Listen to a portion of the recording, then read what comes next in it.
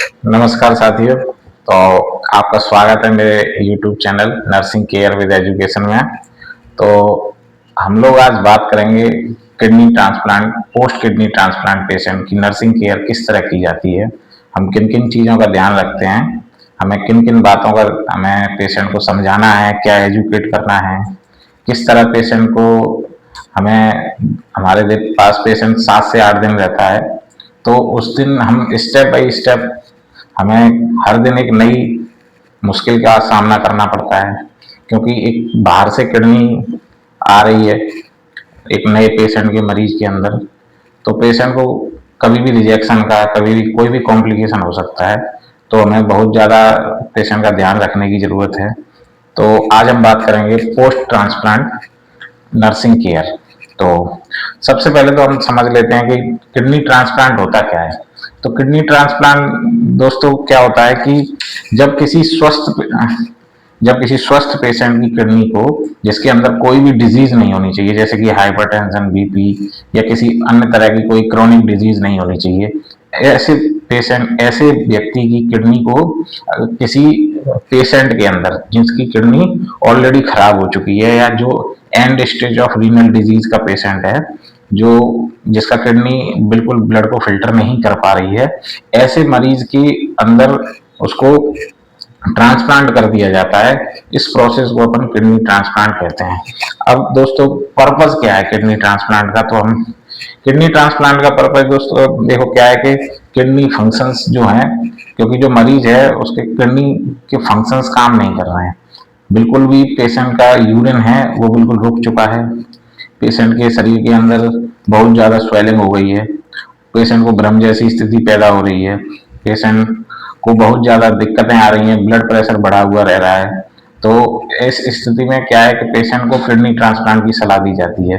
तो पर्पज यही रहता है कि जो पेशेंट की किडनी फंक्शन टेस्ट डिक्लाइन हुए हैं उनको फिर से हम रीस्टोर कर सकें, बाकी क्वालिटी ऑफ लाइफ है उसको इम्प्रूव कर सकें। बाकी वाई इट्स नीडेड, इसकी जरूरत क्यों पड़ती है, तो किडनी ट्रांसप्लांट की जरूरत जब पड़ती है जब पेशेंट की किडनी फेल हो जाती है ना, और वो जो ब्लड के अंदर जो वेस्ट मटेरियल्स होते हैं, जैसे कि वेस्ट मटेरियल्स जैसे कि क्रिएटिनिन हुआ, यूरिया हुआ, यूरिक एसिड हुआ, इन चीजों को फिल्टर करके ब्लड से निकाल नहीं पाती है, तो जिससे ये टॉक्सिन्स होते हैं, एक तरह से टॉक्सिन्स की मात्रा ब्लड के अंदर बढ़ती जाती है, जो कि पेशेंट्स को बहुत ज्यादा प्रॉब्लम्स करती है। तो इस वजह से हमको किडनी ट्रांसप्लांट की जरूरत पड़ती है। तो अब देखिए किडनी का मेन, अगर आपको फंक्शंस की बात की जाए तो किडनी के फंक्शंस क्या होते हैं, इलेक्ट्रोलाइट्स का बैलेंस करना, एरिथ्रोपोइटिन नाम के हार्मोन है उसका प्रोडक्शन करना, है ना, एरिथ्रोपोइटिन आरबीसीज को बनाने में हेल्प करते हैं, है ना। तो बाकी ये सब काम अगर किडनी ठीक से नहीं कर रही है तो मतलब इसका मतलब किडनी में कोई प्रॉब्लम है। और अगर ये लंबे समय तक अगर ये प्रॉब्लम चली आ रही है पेशेंट को, तो इसका मतलब है कि वो क्रॉनिक किडनी डिजीज हो गया है, वो and stage of renal disease वाली स्थिति में है। तो डॉक्टर उसके लिए उसको ट्रांसप्लांट की सलाह देते हैं। अब कॉज क्या होते हैं, हम कॉज की बात कर लेते हैं। अभी हम जनरल बात कर रहे हैं जस्ट किडनी ट्रांसप्लांट के बारे में कि किडनी ट्रांसप्लांट होता क्या है ना, उसके बाद हम हमारा जो मेन पार्ट है वो आगे स्टार्ट हुआ। तो कॉज क्या होते हैं कि मतलब किडनी पेशेंट का खराब क्यों हो जाता है ना। तो कॉमन कॉज है डायबिटीज, अगर पेशेंट को लंबे समय से डायबिटीज रह रही है तो ऐसे पेशेंट को किडनी डिजीज होने के चांसेस रहते हैं। सेकंड है हाई ब्लड प्रेशर, अगर बहुत ज्यादा हाई ब्लड प्रेशर रह रहा है पेशेंट का तो उस वजह से किडनी पे बहुत इफेक्ट आता है। एक कंडीशन होती है किडनी के अंदर ग्लोमेरुलोनेफ्राइटिस। ग्लोमेरुलोनेफ्राइटिस क्या होता है, जो किडनी का एक फिल्टरिंग यूनिट हो जाता है जिसको अपन ग्लोमेरुलस बोलते हैं।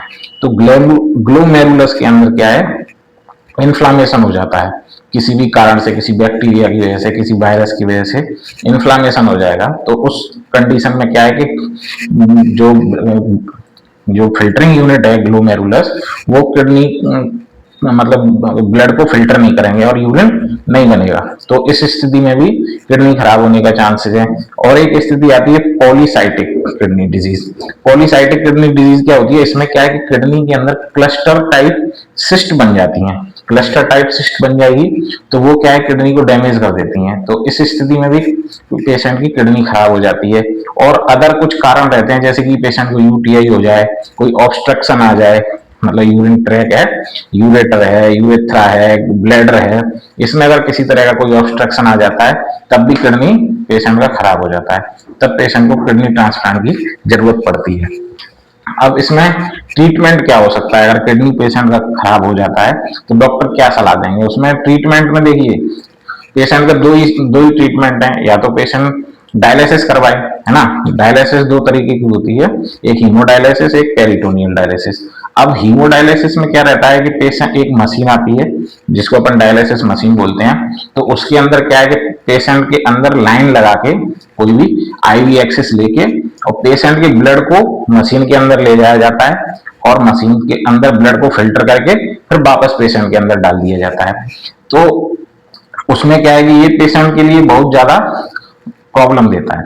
पेशेंट कई दिनों तक, मतलब ये क्या है कि हफ्ते में दो बार कराना पड़ता है, तो इससे क्या है, क्वालिटी ऑफ लाइफ बहुत ठीक नहीं चलती है। पेशेंट को बार बार हॉस्पिटल आना जाना, पेशेंट को कई सारी दिक्कतों का सामना करना पड़ता है।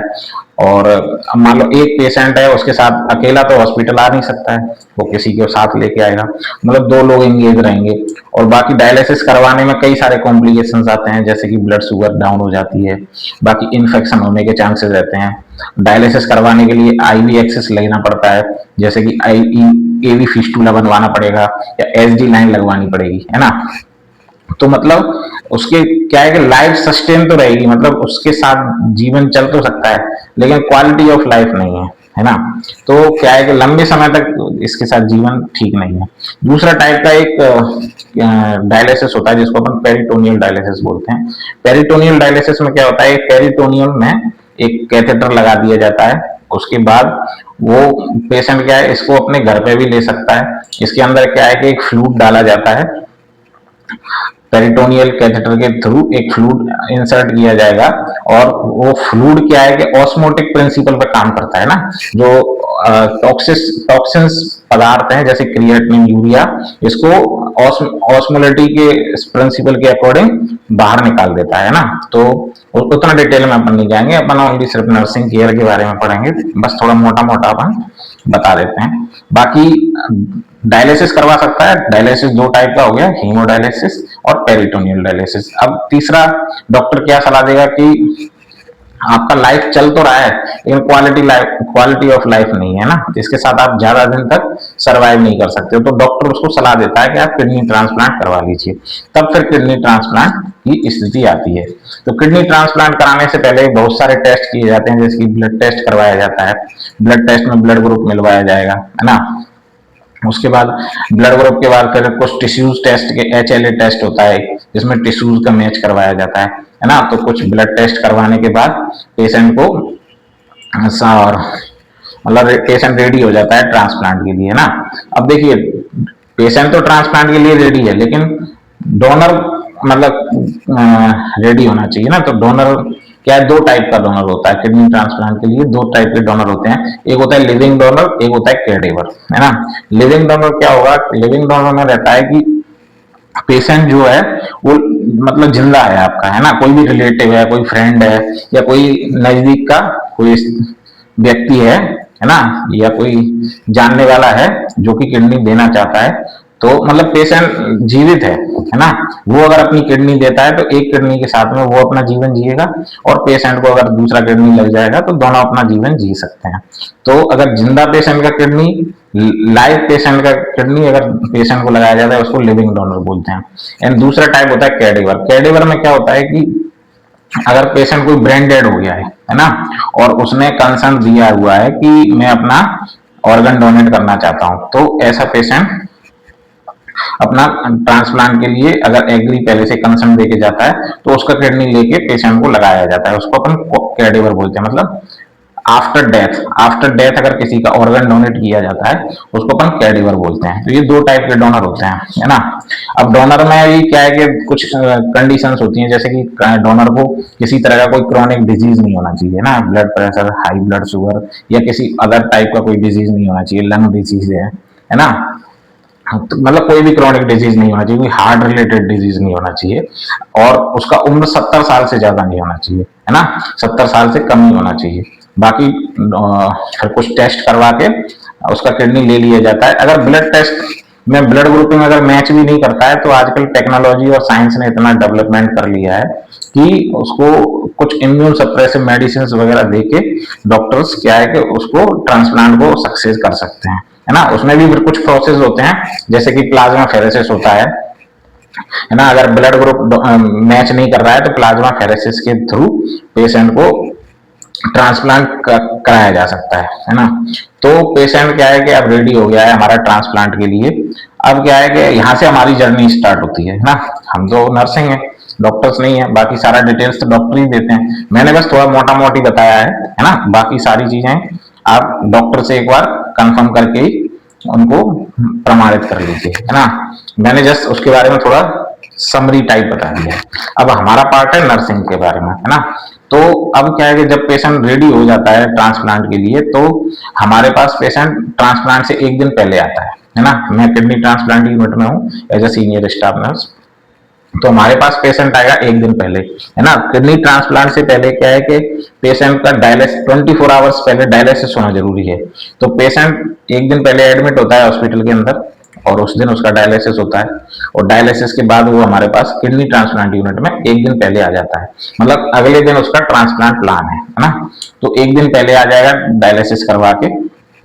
उस रात क्या है कि पेशेंट को कुछ इम्यून सप्रेसिव इंजेक्शन चलाए जाते हैं, है ना। तो रात में जैसे हम लोग स्लोली दिए जाते हैं, है ना। तो हम लोग रात में 12 बजे से करीब स्टार्ट करते हैं, जिसमें कि इम्यून सप्रेसिव में मेन रहते हैं आपका ग्रेफ्लोन इंजेक्शन हुआ, एंटी थाइमोग्लोबुलिन हुआ, एटीजी हुआ, है ना।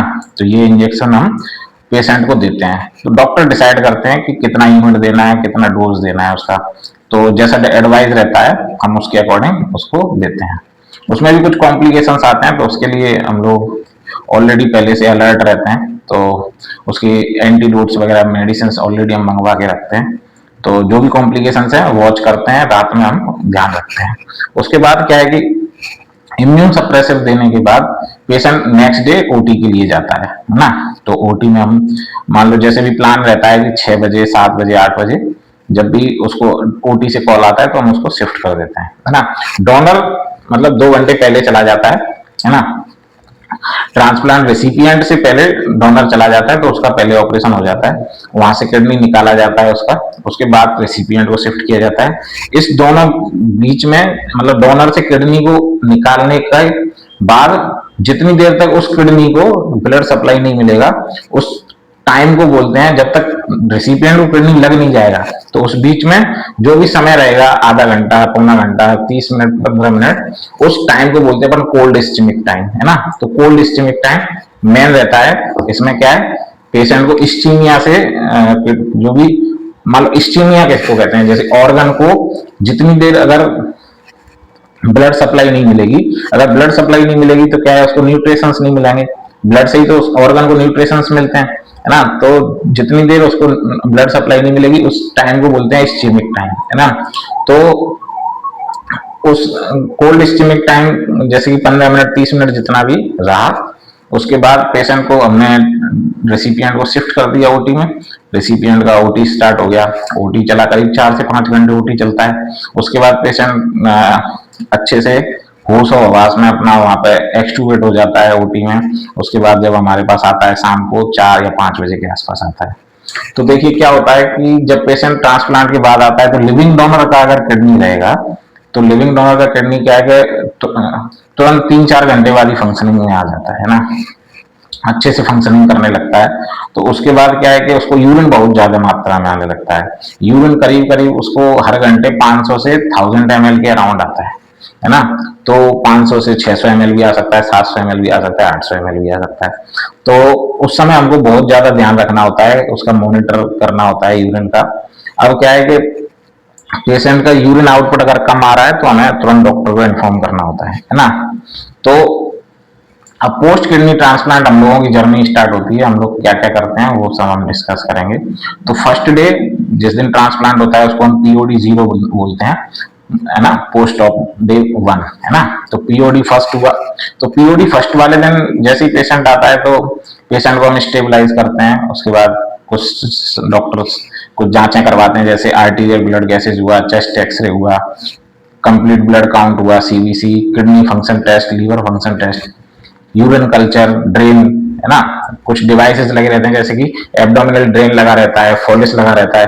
तो इस सब को अपन देख के पेशेंट को स्टेबलाइज कर लेते हैं। जो डॉक्टर ने एडवाइस किया वो सारी हम दवा टेस्ट भेज देंगे। उसके बाद पेशेंट का यूरिन आउटपुट हम मॉनिटर करेंगे और फिर हम पेशेंट को कंटिन्यूअस स्ट्रिक्ट मॉनिटरिंग करते हैं, है ना। तो अब पोस्ट ट्रांसप्लांट सबसे ज्यादा हमें किन किन बातों का ध्यान रखना चाहिए। तो सबसे पहले देखिए एक चीज आती है दवाइयां, है ना। तो दवाइयां बहुत ज्यादा जरूरी हैं। पेशेंट को क्या है कि पोस्ट ट्रांसप्लांट इम्यून सप्रेसिव पे रखा जाता है, क्योंकि कोई अदर फॉरेन बॉडी, है ना, किडनी है वो क्या फॉरेन बॉडी है, तो वो बाहर से आई हुई है ना। वो हमारे पेशेंट को लगी हुई है, रेसिपिएंट को। तो वो कभी भी जो पेशेंट है वो का जो इम्यूनिटी है ना, वो कभी भी रिजेक्ट कर सकती है बाहर से आई हुई ऑर्गन को, है ना। तो इसलिए पेशेंट को इम्यून सप्रेसिव मेडिसिन पे रखा जाता है। इम्यून सप्रेसिव मतलब जो इम्यूनिटी को सप्रेस कर दे, है ना। तो इम्यून सप्रेसिव पे रखा जाएगा। तो हमें ध्यान रखना है कि पेशेंट को डेली टाइम से मेडिसिन देना है ना। जिसमें मोस्ट इंपोर्टेंट 3 मेडिसिन होती हैं, बाकी कुछ मतलब कुछ सप्लीमेंट्री भी होती हैं। तो मोस्ट इंपोर्टेंट रहती हैं, एक तो इम्यून सप्रेसिव में टेक्रोलीमस और साइक्लोस्पोरिन, है ना। टेक्रोलीमस और साइक्लोस्पोरिन, उसका डोज डॉक्टर्स डिसाइड करते हैं कि कितना डोज दिया जाना है। उसके बाद हमारा एक मेडिसिन होती है जिसको अपन माइकोफिनोलिक बोलते हैं, माइकोफ्लोनिक, जो 360 mg का हो सकता है या 500 mg का होता है, वो डॉक्टर डिसाइड करते हैं, उसके अकॉर्डिंग अपन देते हैं। साथ में इम्यून सप्रेसिव के क्या है, कोर्टिकोस्टेरॉइड्स दिए जाते हैं, है ना, जो कि किडनी को एडजस्ट करने में बॉडी में हेल्प करते हैं। तो कोर्टिकोस्टेरॉइड दिए जाते हैं। तो 3 मेडिसिन मेन हो गई अपना, साइक्लोस्पोरिन, टेक्रोलीमस, दोनों में से कोई एक चलेगा। दूसरा हो गया माइक्लोफिनोलिक एंड तीसरा कोर्टिकोस्टेरॉइड, जैसे कि वाइसलोन के नाम से आता है। 20 mg 30 mg से स्टार्ट करते हैं डॉक्टर। तो ये 3 मेडिसिन तो मेन हो गई। उसके साथ में कुछ एंटीबायोटिक्स चलते हैं, कुछ एंटीवायरल मेडिसिन चलती हैं, है ना। साथ में कुछ अब ओटी में ब्लड लॉस होता है तो कुछ आयरन के सप्लीमेंट्स चलते हैं, विटामिन डी के सप्लीमेंट्स चलते हैं, है ना। तो कुछ और भी दवाइयां चलती हैं, तो वो हमें टाइम से पेशेंट को देनी होती हैं। अब सेकंड चीज आ गई, फर्स्ट आ गया हमारा दवाई वाला पार्ट हो गया, जो कि हमें पेशेंट को टाइमली देना है। सेकंड पार्ट आ गया हमारा संक्रमण से बचाव, है ना। इन्फेक्शन से हमें पेशेंट को क्योर करना है, बचाना है, क्योंकि पेशेंट क्या है ऑलरेडी इम्यून सप्रेसिव मेडिसिन के ऊपर है। तो इम्यून सप्रेसिव मेडिसिन पे है तो इन्फेक्शन होने के चांसेस बहुत ज्यादा है। तो पेशेंट को क्या है अपन इन्फेक्शन से प्रिवेंट करेंगे, है ना। तो इन्फेक्शन से प्रिवेंट करने के लिए हमें बार बार हैंड वॉशिंग करना है। पेशेंट को जब भी टच करेंगे तो हम ग्लव्स वियर करेंगे, है ना। अपने हैंड को बार बार हैंड सैनिटाइजर से रब करेंगे। एंड देन पेशेंट को कभी भी डायरेक्टली जाके टच नहीं करेंगे, जब भी है हैंड रब करके तभी टच करना है। हमें भी मास्क लगा के रहना है, मास्क कैप, और पेशेंट को भी मास्क कैप पहना के रखना है ना। कोई भी बाहर से पेशेंट से मिलने के लिए नहीं आ सकता है, पेशेंट को बिल्कुल आइसोलेट करके रखना होता है। तो इन्फेक्शन का हमें बहुत ज्यादा बचाव करना है। तो थर्ड चीज आती है हमारी किडनी के फंक्शंस की निगरानी करना है हमको, किडनी फंक्शन टेस्ट देखने हैं डेली, हमको सीबीसी केएफटी करवाना है ना, किडनी फंक्शन टेस्ट की मॉनिटरिंग करना है। एंड फोर्थ आ जाता है sign of rejection. Sign of rejection में क्या है कि अगर पेशेंट की बॉडी बाहर से आई हुई किडनी को रिजेक्ट करती है तो कुछ सिम्टम्स हमको दिखाई देते हैं, जैसे कि फीवर आने लगता है, ट्रांसप्लांट की जगह पर दर्द रहने लगता है, सूजन आ जाती है, पेशाब यूरिन की मात्रा क्वांटिटी है वो घट जाती है ना। पेशेंट को थकान, कमजोरी, वजन बढ़ना, इस तरह की प्रॉब्लम्स आने लगती हैं, है ना। तो ये चीजें हमको मॉनिटर करनी है।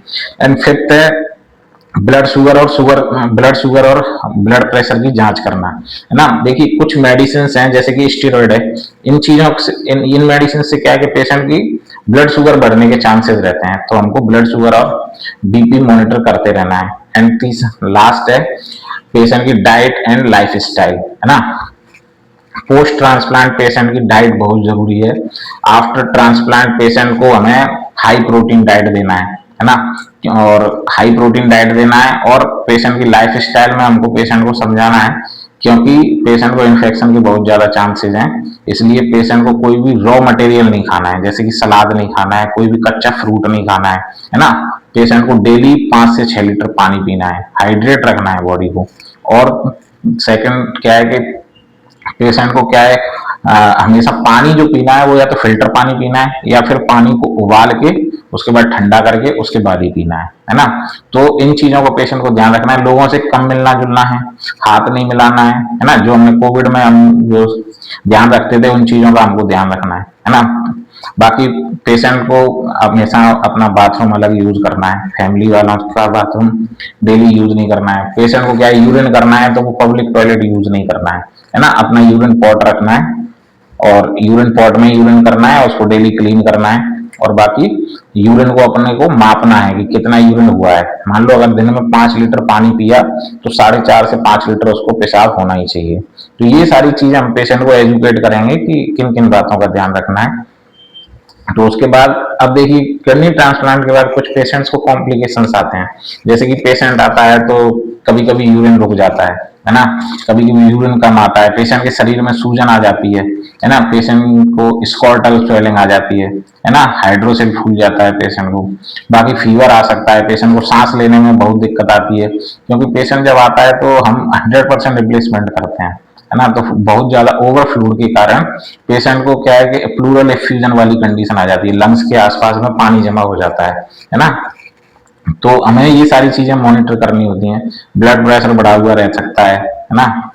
बाकी जैसे जैसे पेशेंट जैसे जैसे POD 1 POD 2 POD 3 जैसे जैसे POD 10 तक पहुंचते पहुंचते पेशेंट की ये सारी चीजें रिजॉल्व हो जाती हैं और पेशेंट जब घर जाता है तो एकदम खुशी खुशी जाता है। पेशेंट एकदम हैप्पीली, हम लोगों ने अभी तक एक साल में, इसी साल 2025 में कम से कम हमने 25 ट्रांसप्लांट करवाए हैं, जिसमें से हमारे लगभग लगभग 23-24 पेशेंट ऑलमोस्ट सारे एकदम अच्छे हैं। किसी किसी एक आध पेशेंट में थोड़ा सा प्रॉब्लम आया है, तो सबका बॉडी अलग रहता है तो उस वजह से थोड़ा सा प्रॉब्लम्स आया है।